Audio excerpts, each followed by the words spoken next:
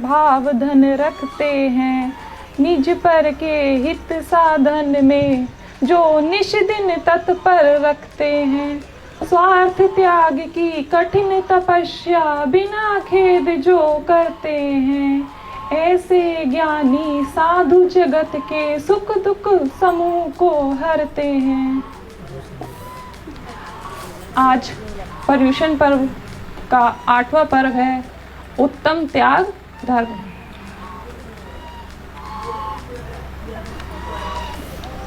उत्तम त्याग धर्म एक व्यक्ति था, उसने जंगल में एक महाराज को देख के त्याग करने का नियम लिया। उसने महाराज जी से पूछा कि मैं आज से नियम लेना चाहता हूँ। महाराज जी ने पूछा तुम कौन सा नियम ले सकते हो? उसने कहा, महाराज जी ने जब उससे कहा क्या तुम मांस मदिरा का नियम ले सकते हो? उसने कहा नहीं, ये मुझसे नहीं होगा। रात्रि भोजन का उसने उसके लिए भी मना कर दिया। उसने फिर महाराज जी ने खुद से उससे पूछा ऐसा कौन सा नियम तुम ले सकते हो, तो खुद तुम बताओ। उसने कहा कि मैं रोज सुबह उठ के गधे को देखने का नियम ले सकता हूँ। वो डेली उठता, डेली सुबह गधे को देखता। जिस टाइम वो सुबह डेली देखते देखते एक दिन ऐसा आ गया कि वहाँ पे गधा एक दिन उसको दिखाई नहीं देता। वो पूछता है सभी से कि गधा कहाँ है। वो उसके घर भी जाता है तो वहाँ से उसको पता चलता है कि वो गधा तो मतलब गया हुआ है अपने काम के लिए खदानों में। उसका जो मालिक था वो खदान खोद रहा था। उसने दूर से देखा तो उसको गधा दिखाई दे गया, लेकिन खोदते खोदते उस मालिक को वहाँ पे क्या मिली? एक सोने की पोटड़ी जिसमें क्या था? सोना भरा हुआ था। वो आवाज़ दे के उसको बोलता है आओ इधर आओ देखो। तो जैसे ही वो वहाँ जाके देखता है तो उसको भी वहाँ पे एक सोने की पोटड़ी दिखाई देती है। तब वह पूर्णतः बहुत सारी चीज़ों का त्याग कर लेता है। तो उसने क्या सोचा? सबसे पहले उसने किस चीज़ का त्याग करा? डेली उसने पहले सोचा अपने मन में कि मैं गधे को देखूंगा। उसी प्रकार एक माँ है, माँ अपने बच्चों के लिए कितना त्याग करती है। वो सोचती है कि मेरे लिए भले ही कुछ ना हो, लेकिन मेरे बच्चों के लिए सब चीज़ें हों, सब चीज़ का सुख हो। वो अपनी सब चीज़ों को त्याग कर देगी, लेकिन अपने बच्चों को वो खुश देखना चाहेगी। आप मान लो आपके घर में पिताजी हैं, सुबह जाते हैं वो, ठीक, कितनी मेहनत से वो तुम्हारे लिए सब चीज़ का त्याग करके करते हैं, काम करते हैं, पसीना बहाते हैं, बहुत कुछ करते हैं। जब जाके सोचते हैं कि मेरे बच्चे पढ़ें, तो उन्होंने भी कितना त्याग करा अपने बच्चों के लिए। इसी प्रकार सभी, अगर कोई भी इंसान है अपने मन में ठान ले कि भाई मुझे त्याग करना है, तो वो जीवन में कुछ कर पाएगा।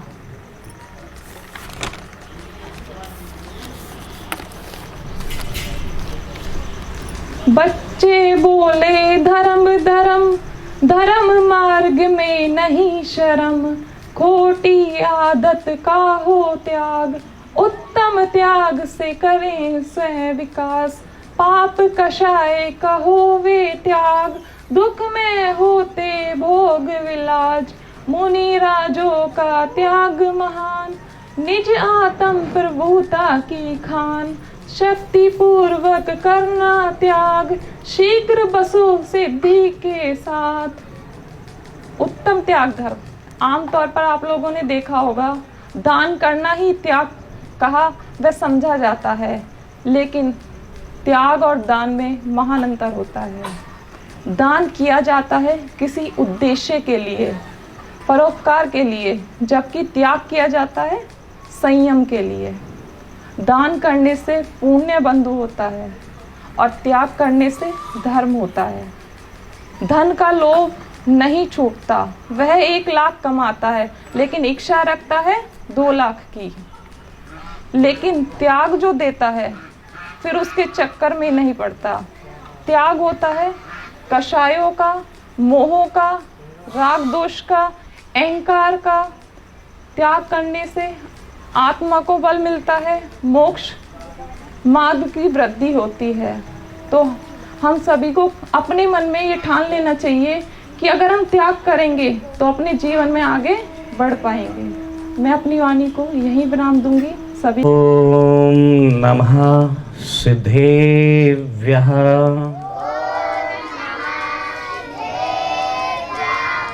नमो अरिहन्ताणं। नमो सिद्धाणं। नमो आयर्याणं। नमो अज्झायाणं। नमो लोये सौवसाहुणम्।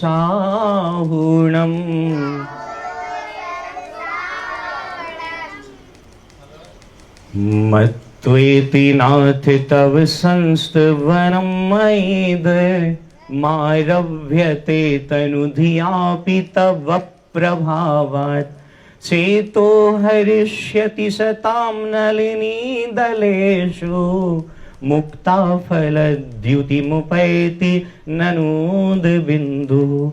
विश्व शांति प्रदाता सुनपुरा के बड़े बाबा मूल नायक विधि नायक श्री शांतिनाथ स्वामी की जय। चिंतामणि श्री पार्श्वनाथ स्वामी की जय। वर्तमान शासन नायक श्री महावीर स्वामी की जय। दशलाक्षणी मां लगभग 2 दिन शेष बचे हैं, जिसमें उत्तम आकिंचन्य और उत्तम ब्रह्मचर्य पर आप सभी वाचन सुनेंगे। 4 कषाय होती हैं बच्चों। कितनी होती हैं? 4। पहली कषाय होती है क्रोध। क्रोध कषाय को अगर कम कर दिया जाए या हटा दिया जाए तो कौन सा धर्म प्रकट होता है? उत्तम क्षमा। कौन सा? भूलना मत, अभी प्रश्न पूछेंगे। दूसरा जो धर्म है वो कौन सा है? उत्तम मार्दव। इसमें कौन सी कषाय को हटाना पड़ता है? क्रोध के बाद कौन सी आती है? मान। और तीसरा धर्म कौन सा है? आर्जव। आर्जव में कौन सा जो कषाय है वो कौन सी अलग करनी है? माया। और चौथी कषाय का नाम क्या है बच्चों? लोभ। तो लोभ कषाय दूर होगी तो कौन सा धर्म प्रकट होगा? उत्तम शौच। कौन सा? शौच नहीं बोलना, इसको शौच बोलना। क्या बोलना? शौच। और जब उत्तम सत्य धर्म आता है 5वां, तब 5 पाप होते हैं। कितने होते हैं? उसमें एक पाप होता है झूठ नाम का। क्या? अगर झूठ नहीं बोलेंगे तो क्या बोलेंगे? सत्य बोलेंगे। तो क्या हो गया? उत्तम सत्य धर्म। समझ आ रहा है? उत्तम सत्य धर्म। और इसके बाद आता है संयम। उत्तम संयम। ये कौन सा दिवस है? 6ठा है ना, 6 नंबर का। सुन रहे हो बच्चों? 6 नंबर का। इसमें कौन सा? असंयम दूर करना पड़ता है। क्या करना पड़ता है? असंयम क्या होता है? अनकंट्रोल। क्या होता है? मतलब इंद्रियों पर कुछ कमांड ही नहीं है, मतलब पकड़ नहीं है। जैसा इंद्रिय कह रही हैं वैसा कर रहे हैं हम, है ना। अगर हमें खुजली हो रही है तो हम खुजली कर रहे हैं, कमर दुख रही है तो हम झुक के बैठ रहे हैं। ये क्या है? असंयम। अगर संयम होता हमारी इंद्रियों पर, शरीर पर, तो हम जैसे इस शरीर को बिठाएंगे वैसे बैठेगा। समझ आ रहा है? शरीर को देखो, शरीर बड़ा है या हम उसके अंदर जो विद्यमान है आत्मा वो बड़ी है? कौन बड़ा है बताओ? आत्मा। तो आत्मा की चलेगी या शरीर की चलेगी बताओ? आत्मा की चलेगी ना। तो आत्मा तो ये कह रही है कि मैं शरीर को ऐसे बिठाऊंगा। जब मैं इसको खाना देता हूँ 2 टाइम का, अच्छी चावल खिलाता हूँ, रोटी खिलाता हूँ, दाल खिलाता हूँ, तो मैं इसको आदेश करूंगा। किसको? शरीर को, कि मुझे सीधे बैठना है। अब भले ही चींटी रहेंगे या चिंटी काटे, कुछ भी करे, लेकिन आत्मा ने क्या कहा? हे शरीर तू ऐसे बैठेगा। तो ये क्या हो गया? संयम। कौन सा धर्म? संयम। अब आया है उत्तम। पिछला जो धर्म रह गया था वो कौन सा? उत्तम तप, है ना। जब सब चीजें पता चल जाती हैं कि क्या सही है क्या गलत है, सब उनको छोड़ने के लिए जब पता चलता है वैराग्य, संसार ठीक नहीं है, संसार में रहना ठीक नहीं है, तब हम क्या करते हैं? वैराग्य धारण करते हैं। क्या करते हैं? आज वैराग्य वाला कोई नाटक भी करेंगे आप सभी, राजुल और नैमी का, है ना। तो क्यों वैराग्य आया? क्योंकि सब पता कर लिया कि क्या है संसार में, सार भी है या नहीं है। आदमी जवान रहता है, एक दिन जन्म होता है, फिर जवान होता है, फिर परिवार हो जाता है, फिर बूढ़ा हो जाता है, फिर मर जाता है। कि यही जीवन है? इसलिए क्या कहा कि संयम धारण करो। संयम धारण करके क्या करता है? तप करता है। क्या करता है?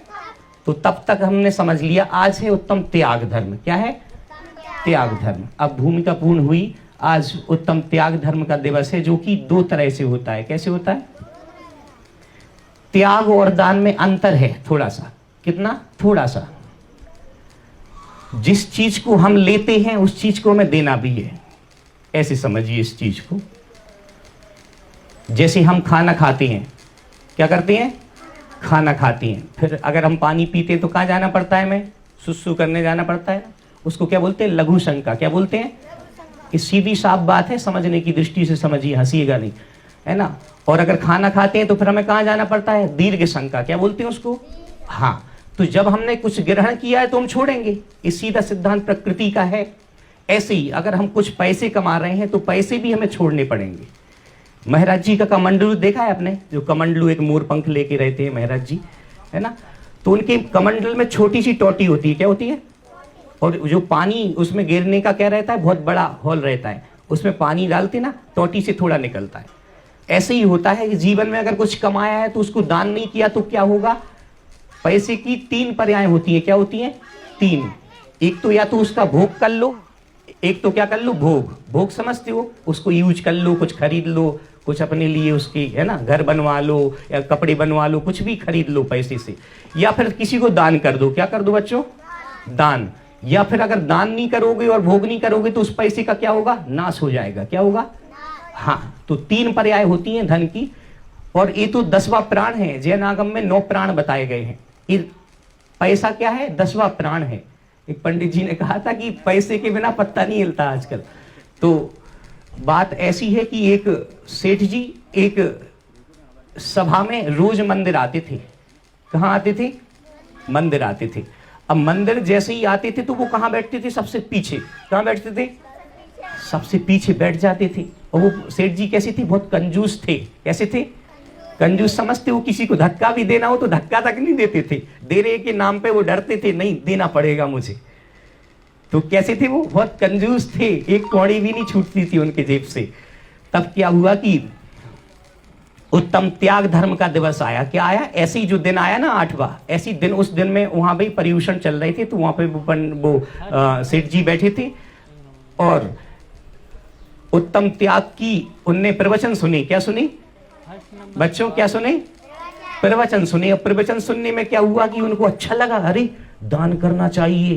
क्या जोड़ जोड़ के ही रखना है? किसके लिए रख रहा है?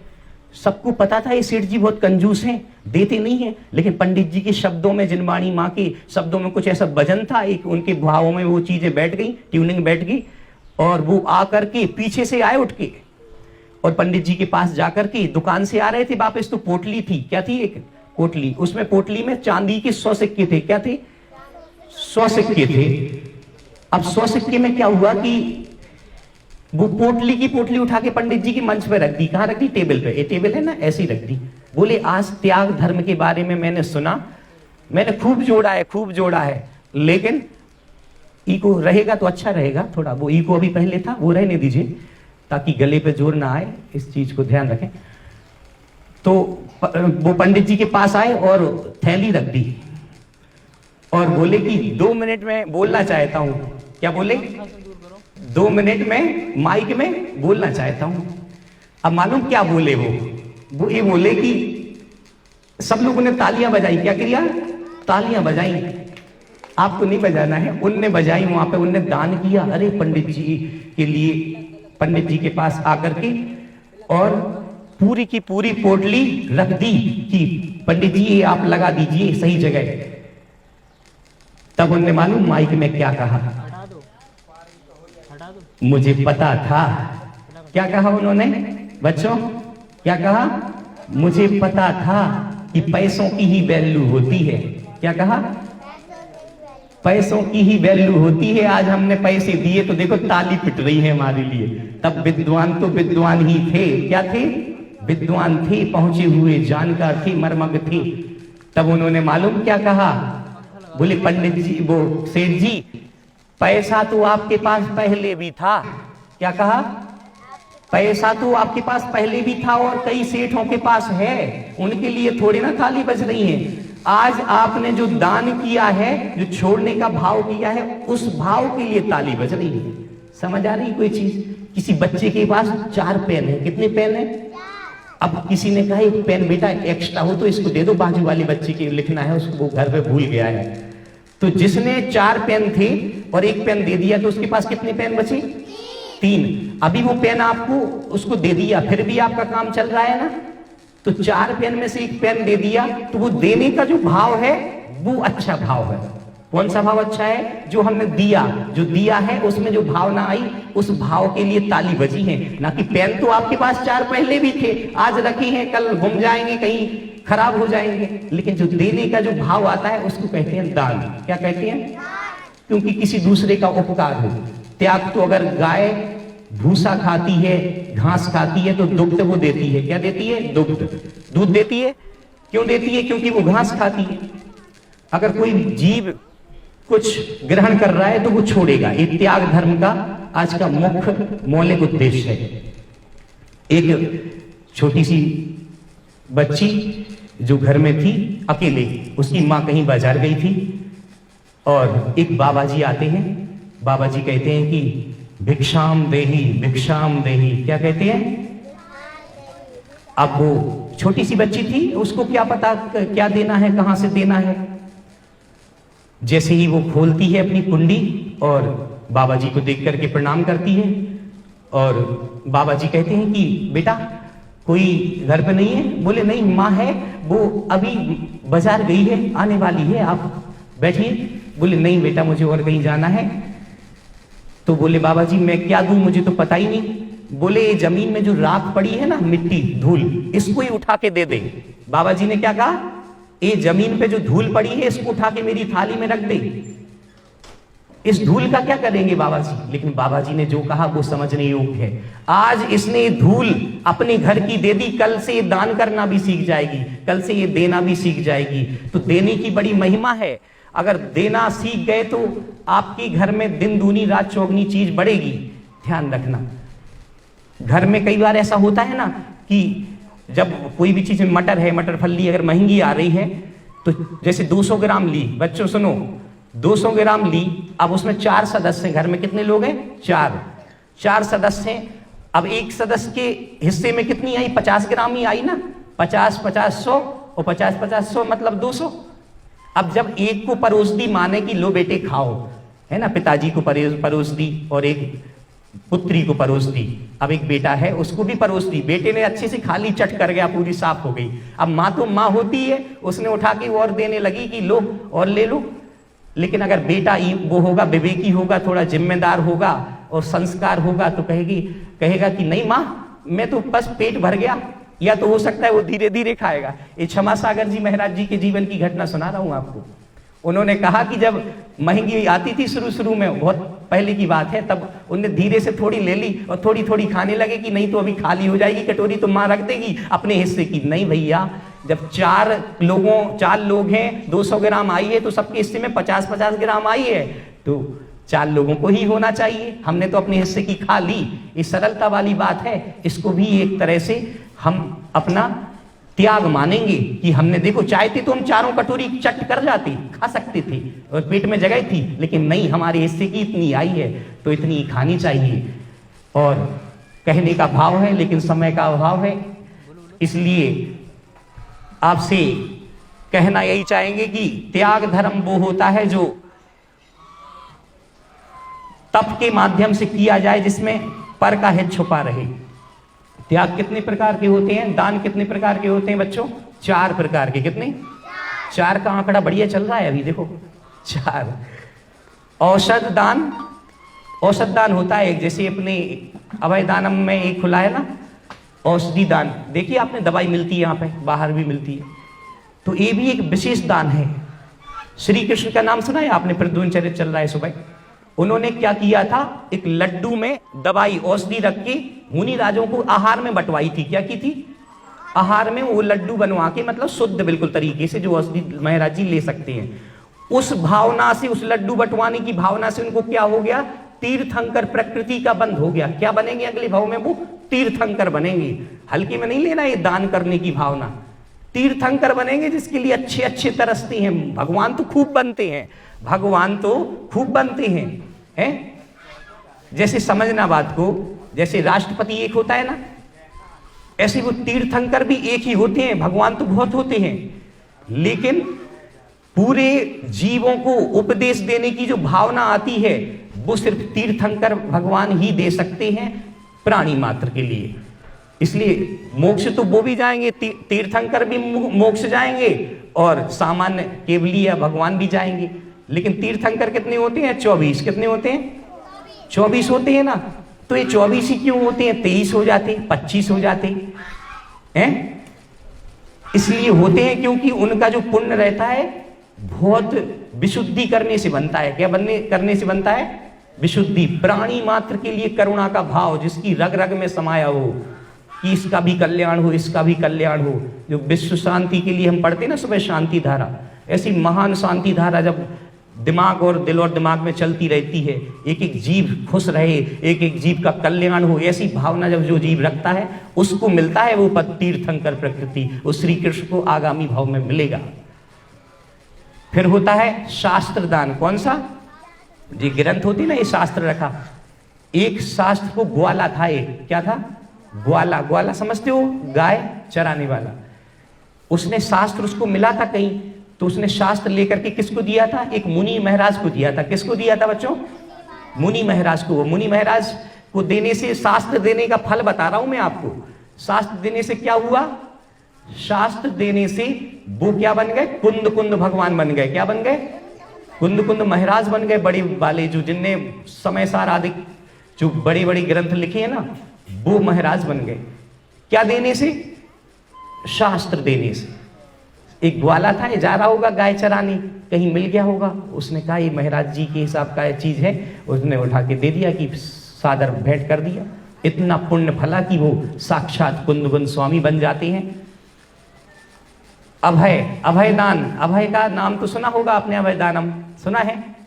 संस्थानम मतलब समझ में आ रहा है? संस्थानम पढ़ते तो है, संस्थानम अभय दान। संस्थानम मतलब होता है एक इंस्टीट्यूट। अंग्रेजी में क्या बोलते हैं? इंस्टीट्यूट। क्या बोलते हैं?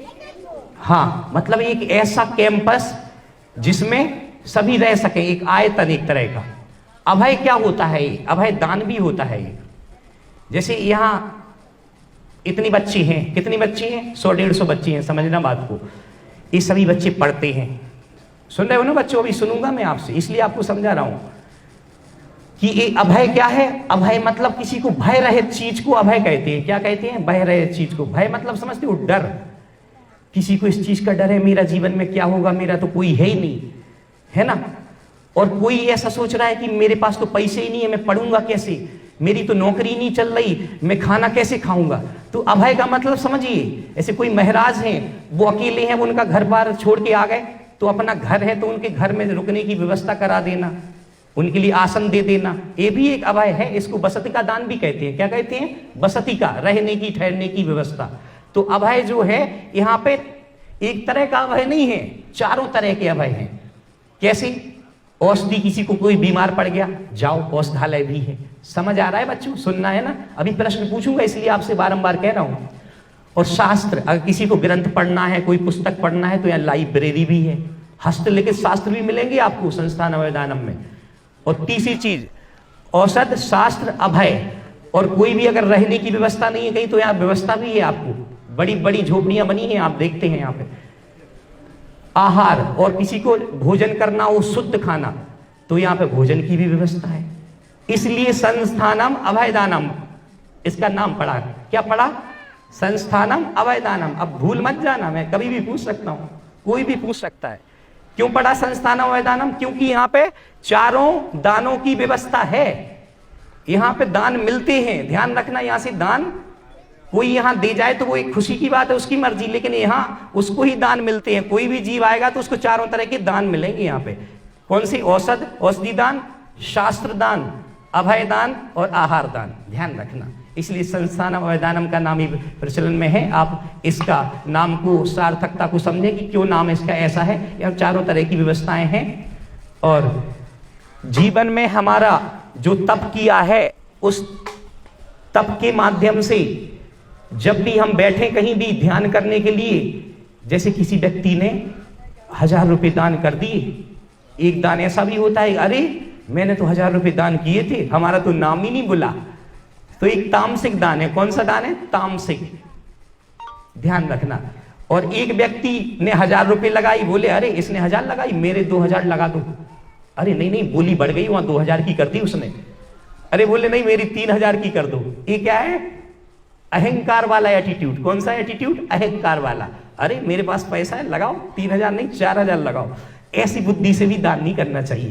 दान तो वो होता है जिससे हमारा खुद का भला हो, दूसरे का भी भला हो। इसी मानते सूझे लोकालोक सोवाणी मस्तके नमो सदा देत हो दो। हे जिनवाणी भारती तो है जबो दिन रे, जो तेरी शरणा गहे सो पावे सुख चैन। देव वजू अरिहंत को गुरु सेवा निज ग्रहण, दया धनी पालो सदा।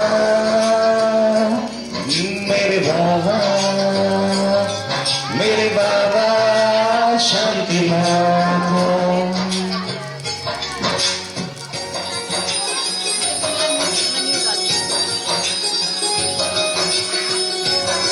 फिर न सोए तेरे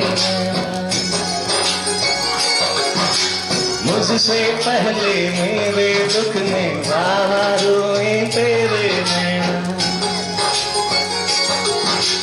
गाऊं क्या तेरा गुणगान बाबा, तू मेरी मुस्कान, तेरे चरणों में ही रहना जब तक मेरे तन में प्राण। मेरे बाबा, मेरे बाबा, मेरे बाबा शांतिनाथ। मेरे बाबा, मेरे बाबा, मेरे बाबा पार्श्वनाथ।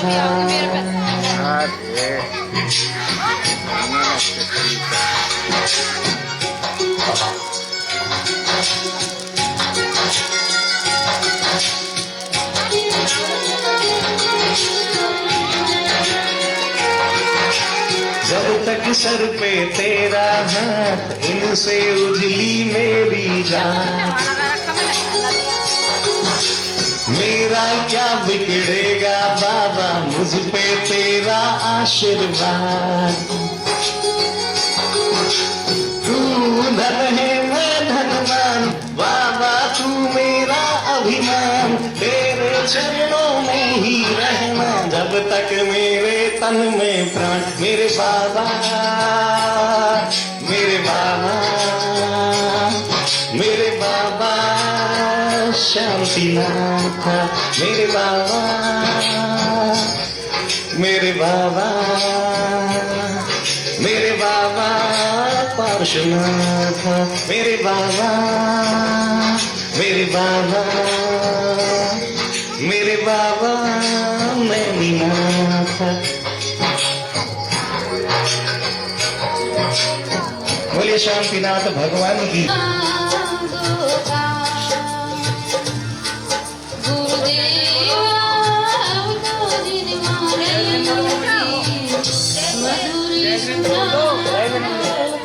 अरे बच्चे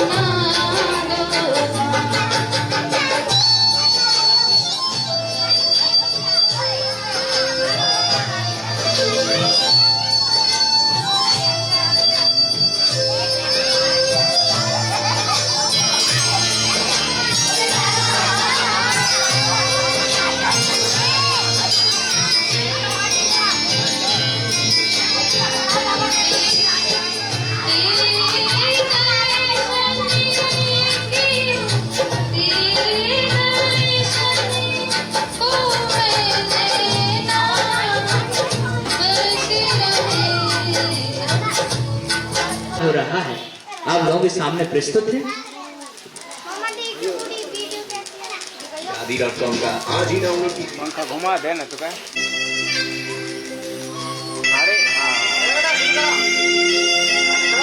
अरे शुरू कीजिए।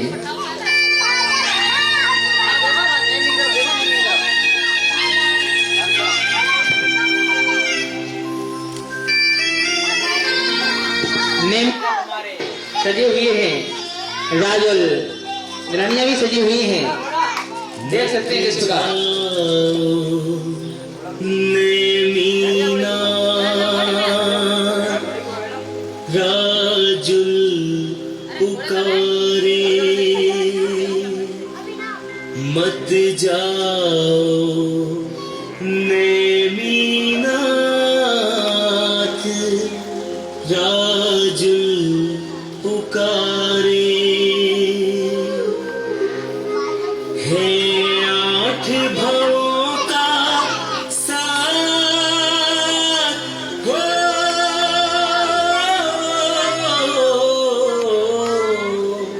है आठ भवों का साथ राजुल पुकारे।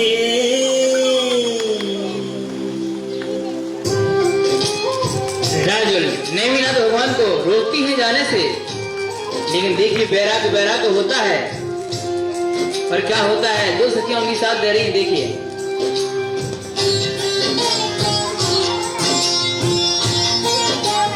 बोले श्री नेमिनाथ भगवान की।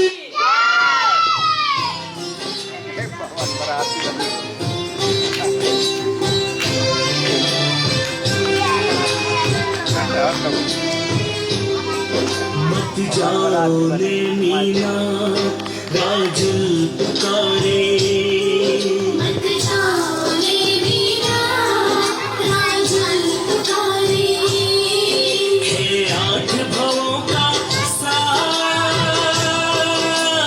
हो है आठ भवों का साथ राजुल पुकारे मत जाओ मीना राजुल पुकारे। मत जाओ मीना राजुल पुकारे हे आठ भवों का साथ राजुल पुकारे मत जाओ मीना राजुल पुकारे मत जाओ मीना राजुल पुकारे। जोरदार तालियां बजाइए नन्हे मुन्ने बच्चों के लिए। ये सभी नए बच्चे हैं जो नन्हे मुन्ने आए हुए थे और आज देखिए बहुत अच्छी तरीके से अपनी भूमिका को निभा रहे हैं। ज्ञान दानव गुरुकुल के बच्चे छोटे छोटे। जोरदार तालियां। इनका उत्साहवर्धन होते रहना चाहिए। वाह नेमिनाथ भगवान मानते नहीं है, वो चलते हैं गिरनार पर्वत की ओर और राजुल बनाने की पूर्णतः कोशिश करते हैं।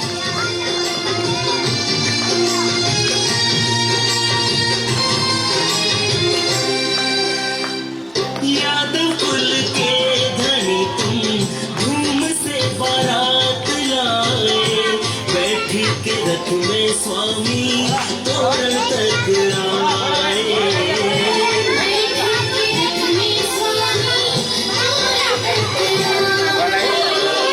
यादव कुल के धनी तुम धूम से बारात लाए बैठ के रथ में स्वामी तोरण तक आए बैठ के रथ में स्वामी तोरण तक आए। लौट गई बारात हो लौट गई बारात राजुल पुकारे मत जाओ मीना राजुल पुकारे मत जाओ मीना राजुल पुकारे। पशुओं को देखकर नेमिनाथ भगवान को बैराग आ गया था और वो जाने लगते हैं और राजुल पुकारती है कि मत जाइए मत जाइए। राजुल बिलख रही है, रो रही है, लेकिन नेमिनाथ भगवान रुकने के लिए तैयार नहीं है। उनके अंदर बैराग आ गया है और वो नेमिनाथ भगवान जा रहे हैं गिरनार पर्वत की ओर। बढ़ने लगते हैं।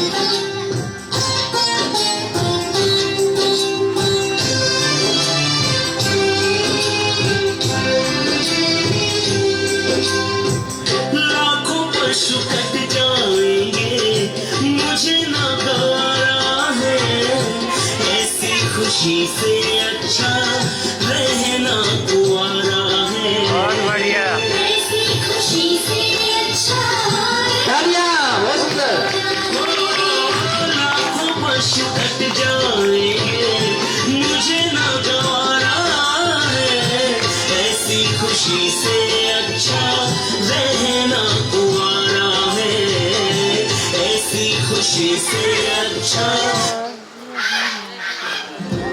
मेरे पास तो सिर्फ पेटीएम है। सिर्फ पेटीएम है, किसी भी किराने को कुछ नहीं करते। रहना कुआरा है, मेरे मन को लगा है घात, ओ, मेरे मन को लगा है घात, नैनीनाथ उचारे मत जाओ नैनीनाथ, काजल पुकारे मत जाओ नैनीनाथ, काजल पुकारे।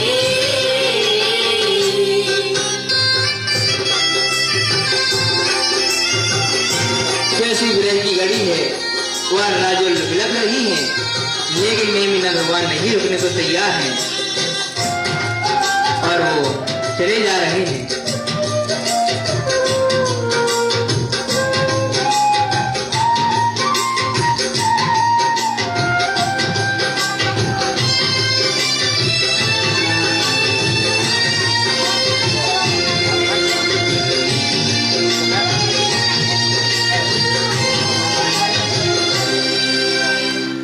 पशुओं के आंसू देखे, रोना मेरा ना दिखा, मेहंदी वाले हाथ ना देखे, लाल जोड़ा ना दिखा, मेहंदी वाले हाथ ना देखे, लाल जोड़ा ना दिखा।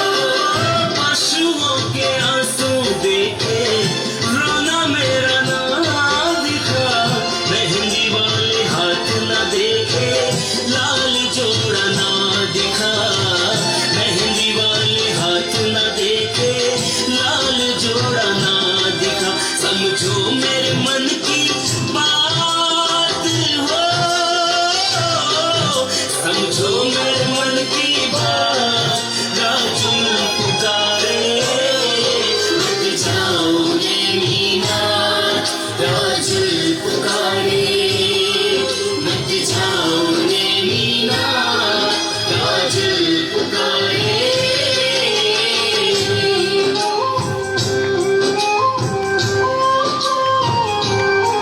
जोरदार तालियों के साथ सब बुलंद रहे। छोटे छोटे नन्हे मुन्ने बच्चे नेमिनाथ भगवान किस प्रकार से आगे बढ़ रहे हैं।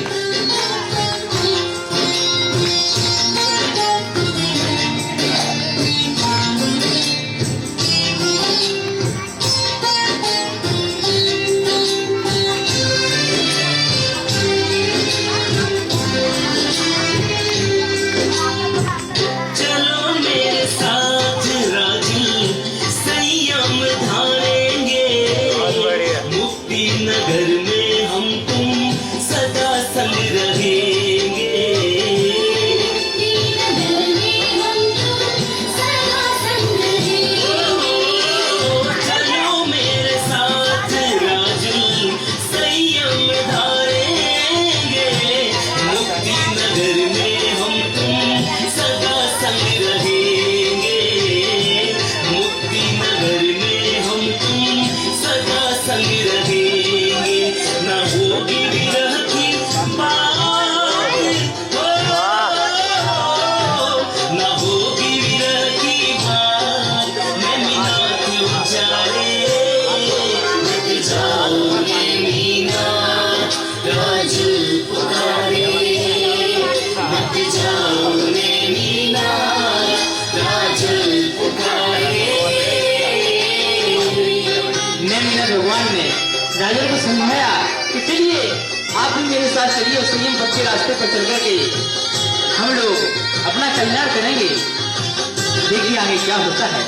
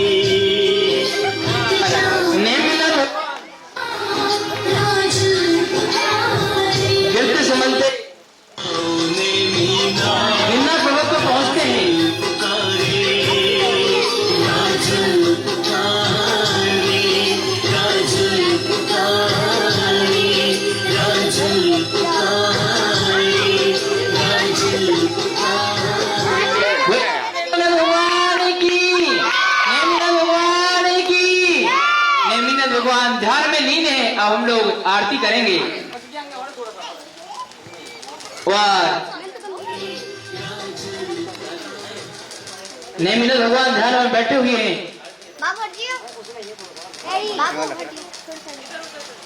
साइड हो जा बेटा। और आरती लाएंगे। नेमिनाथ भगवान ध्यान में बैठे हुए हैं, गिरनार पर्वत पर बैठे हुए हैं। चलिए आरती जलाएंगे और सभी बच्चे डांस करेंगे। ओम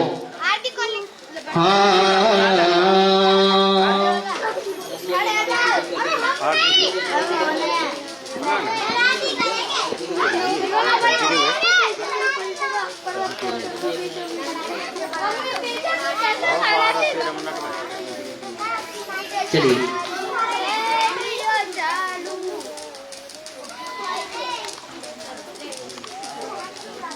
पर हम लोग बड़े भक्तिभाव के साथ नेमिनाथ भगवान की आरती करेंगे। में साक्षात भगवान हमारे नेमिनाथ भगवान, भक्ति करेंगे सभी लोग। नेमिनाथ भगवान बैठेंगे।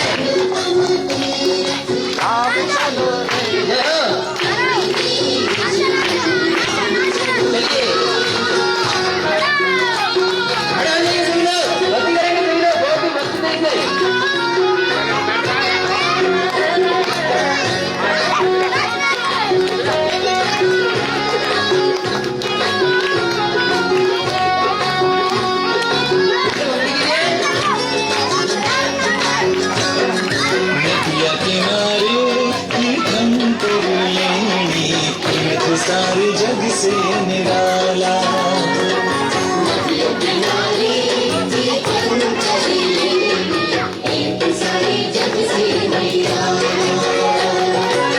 सदियों पुरानी जिन प्रतिमाएं, सदियों पुरानी जिन प्रतिमाएं गुफाओं में करती उजाला, उजाला नदिया किनारे तीर्थम कर लेनी, तीर्थ सारे जग से निराला। नदिया किनारे तीर्थम कर लेनी, तीर्थ सारे जग से निराला।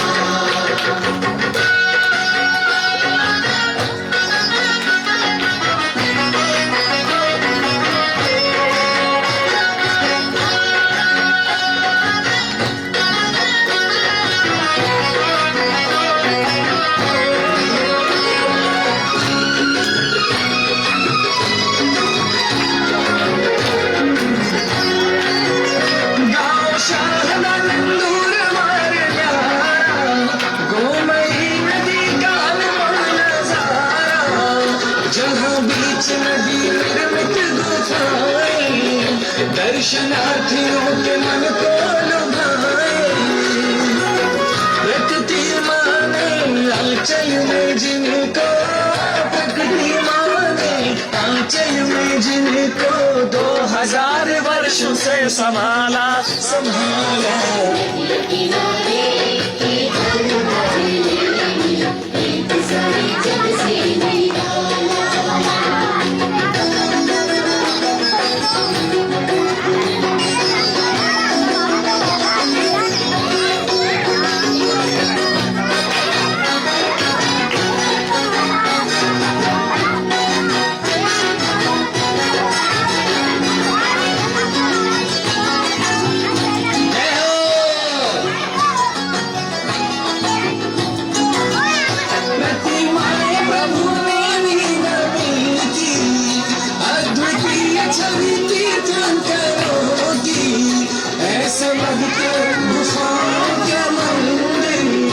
जैसे पत्थर हो बोलने को आतुर, शासन देवी देवों में प्रभु की, शासन देवी देवों में प्रभु की, रक्षा को डेरा यहाँ डाला जी डाला।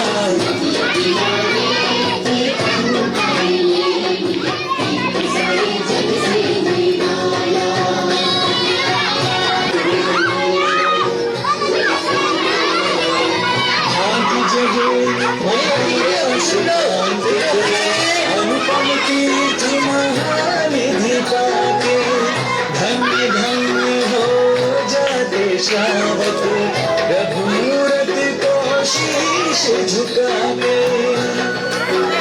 नदी गई बड़ी पुण्यशाली नित प्रभु का प्रचार करने वाली नैसर्गिक सौंदर्य कण कण में बड़ी शुचिता है वातावरण में वृक्ष लता फूल और कलियों की वृक्ष लता फूल और कलियों की तीर्थ में ओढ़ी दुशाला दुशार नदिया किनारे तीर्थन कर लेनी तीर्थ सारे जग से नदिया किनारे